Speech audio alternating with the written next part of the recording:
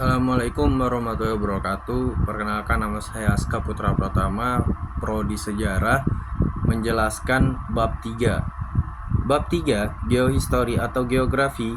Sejarah adalah ilmu yang menggabungkan geografi dan sejarah untuk memahami bagaimana lingkungan memengaruhi peristiwa sejarah.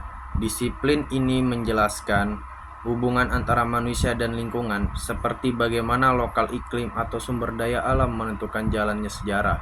Geohistori membantu kita melihat bahwa sejarah bukan hanya hasil tindakan manusia, tetapi juga dipengaruhi oleh faktor geografis. Geohistori mulai dikenal pada abad ke-19, berfokus pada perubahan batas wilayah dan migrasi manusia. Pada 1960, geohistori berkembang menjadi ilmu mandiri yang tidak hanya merekonstruksi peta masa lalu, tetapi juga menganalisis perubahan geografis seiring waktu. Misalnya, dampak perubahan iklim terhadap migrasi dan perdagangan di masa lalu. Di Eropa, geohistori menjadi alat penting untuk memahami sejarah kota dan wilayah.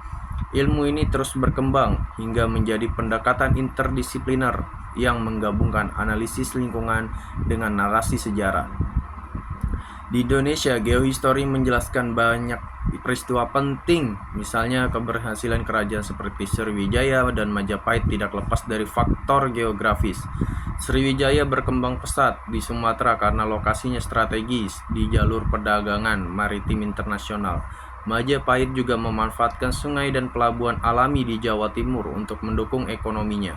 Selain itu, geohistori membantu kita memahami dampak bencana alam seperti letusan Gunung Tambora yang memengaruhi kondisi sosial dan ekonomi Nusantara.